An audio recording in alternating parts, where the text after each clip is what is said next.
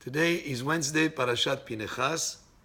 In the parasha of this week, there is a lengthy descriptions of the names of the families of the Jewish people in the desert. But it seems to be that the way that the psukim read, that there would be no purpose for telling us what the parasha is telling us. And I'm going to explain. Like it says here, לחבר משפחת החברי, למלכיאל משפחת המלכיאלי. To the Malkiel family, the Malkielites. And then he goes on, ליחצאל, to the Yachzeel family, משפחת היחצאלי, the Yachzeelites. לגולי, משפחת הגולי. ליצר, משפחת היצרי. Family of Yitzri, the person of Yitzri, the family of Yitzrite, the Yitzri. Again, לשילם, משפחת השילמי. Many psukim that seem to indicate the name of the person and his family name with the letter Yud and He added to it. What is the parasha trying to tell us? And by the way, there is one exception. Yimna mishpachat Yimna. It doesn't change. Yimna stays Yimna. But all the rest, Shilem mishpachat Shilemi, Malkiel mishpachat Malkieli. Again, on. All the names go that way. Yachzeel mishpachat Yachzeeli. Yetzer mishpachat Yitzri. What's going on here? Well, let's remember that at the end of last week's parasha, Bilam gave that advice to Balak to send the daughters so that the Jewish people would have relations with them. And through there were 24,000 people that died because the greatest danger is the danger of assimilation and intermarriage. But here the parasha is telling us that all the families of the Jewish people, every single one, was pure, was kadosh, and that's why every family name has the letter Yud and the letter He added to it. Meaning, Leshilem mishpachat ha-shilemi, He before and Yud afterward creates the name of Yud K. Yud and K together, Yud and the He together form the name of Hashem. All of them are Shivteya Edut LeIsrael. All of the families were pure families. There were no intermarriage, what they were in Egypt.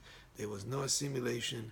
They were all, every single one of them was Kadosh, Mishpacha after Mishpacha, family after family.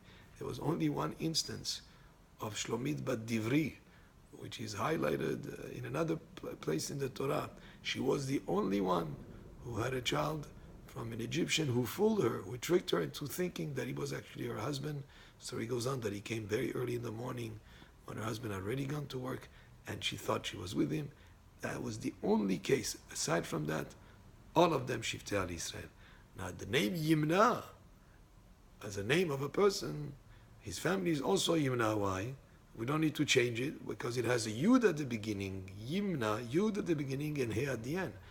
Again, another proof that another family has the letters of Hashem's Yud and He attached to it to tell us that that family is Kadosh. All the families were holy and not mixed at all, purely each one of them married with fellow Jews.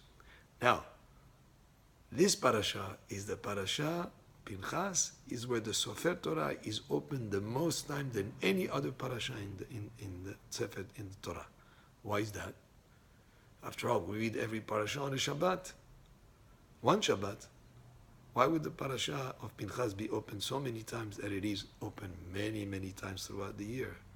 Because it includes in it the korbanot that were brought not only every day, but also the korbanot that were brought on Rosh Chodesh, the korbanot that were brought, the Musaf, the extra korban that was brought on Pesach, on Shavuot, on Rosh Hashanah, on Sukkot, on Shmini Atzeret.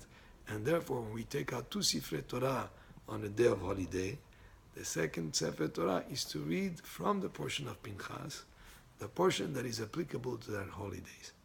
And since we're speaking about the Kedusha of Am Yisrael, there is also the Kedusha of time, and that's a very Jewish concept, that time could have holiness. It's not just 24/7, 365 days a year are all the same. One day is like the other. No. In Judaism, there is such a thing of Kedusha of a nation. There is such a thing as Kedusha of a place, like the Bet HaMikdash or the synagogue.